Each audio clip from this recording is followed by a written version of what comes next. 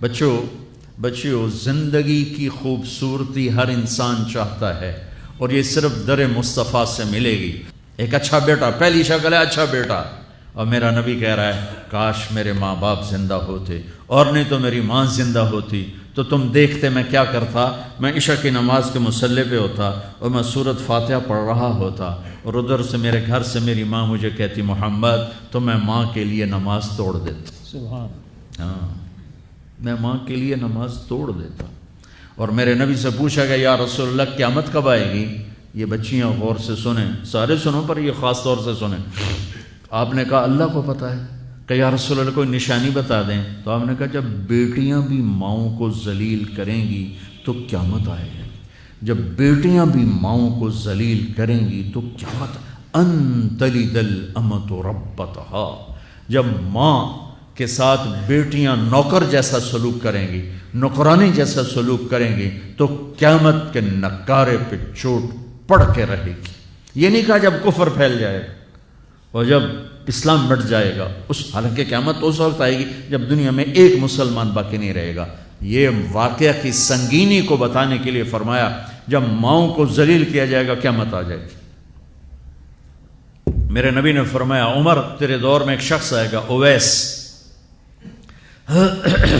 اس کا قبیلہ ہوگا مراد، آگے سب کاسٹ ہوگی قرن، اویس بن عامر، اسے دعا کروانا، وہ کالے رنگ کا ہوگا، چھوٹے قد کا ہوگا، اور اس سے دعا کروانا، دعا تو بھی کروانا، علی تو بھی کروانا، علی اور عمر، اویس ان کے لیے دعا کریں۔ انہوں نے پوچھا کیوں؟ کہ اس نے ماں کی خدمت کر کے اللہ کو اتنا راضی کر دیا ہے، جب وہ ہاتھ اٹھاتا اللہ خالی نہیں لوٹاتا۔ اللہ کی قسم عمر و علی کو اویس کی دعا کی ضرورت نہیں تھی، امت کو پیغام دینا تھا کہ مائیں ذلیل ہو رہی ہیں آج، اور باپ جوان اولاد سے چھپتے پھر رہے ہیں، تو میرے رب میرے نبی نے یہ آگے پیغام دینا تھا کہ نبی ہو کر رسول ہو کر کہہ رہے ہیں کاش ماں ہوتی تو میں اس کے لیے نماز توڑ دیتا۔ آپ کو 8 عورتوں نے دودھ پلایا والدہ سمیت، ان میں ایک ایمن بھی ہیں، آپ کے والد کی باندی، تو گھر میں تشریف فرما تھے، ایمن بیٹھی تھی حضرت عائشہ، تو ایمن کہنے لگی یا رسول اللہ پانی تو پلا دیں، تو اللہ کے نبی ایک دم اٹھے، تو حضرت عائشہ ناراض ہو گئی، ایمن اللہ کا رسول کو کہتی پانی پلا، کہا تو اور کیوں نہ کہوں، میرا بیٹا ہے میں نے دودھ پلایا ہے۔ تو حضرت میرے نبی نے کہا ہاں ہاں عائشہ یہ میری ماں ہے، اس کا میں نے دودھ پیا ہے۔ آپ اٹھے، گھڑے میں سے پانی بھر کے یوں دونوں ہاتھوں سے حضرت ایمن کو پیش کیا جو حبشی باندی تھی، چونکہ دودھ پیا ہے تو ماں کا لفظ صادق آ گیا، تو بجائے اس کے کہ برا مناتے آپ خادم بن کے اپنی ماں کو دودھ پلانے والی ماں کو آپ نے، حضرت حلیمہ سعدیہ تشریف لائیں، آپ نے اپنی چادر بچھا کر اس کے اوپر بٹھایا۔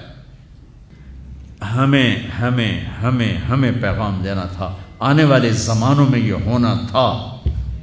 سبحان اللہ۔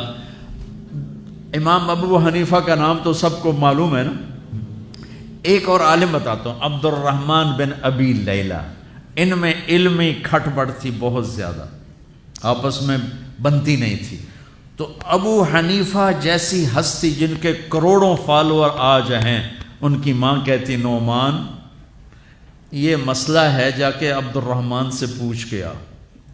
زندگی میں ایک دفعہ نہیں کہا ماں جی میں اس کو بڑا عالم ہے میرے کو پوچھ لو، کہا اچھا ماں جی، اپنی چادر اٹھاتے اور پہنچ جاتے دروازے پہ دستک دے کے بھائی مجھے میری اماں نے بھیجا ہے، آپ اس پہ فتویٰ، حالانکہ ان کی اپنی رائے اس کے خلاف ہوتی تھی، لیکن ماں کے احترام میں جا کر ان سے مسئلہ پوچھتے جن سے روزانہ مناظرہ ہوتا تھا، روزانہ کھٹ پٹ ہوتی تھی علمی، ماں نے کہہ دیا جا کر ان سے پوچھ کے آتے تھے، اپنے اتنی بڑی علمی قدر و منزلت کو ایک طرف رکھ دیتے تھے، نہیں میری ماں نے مجھے کہا ہے۔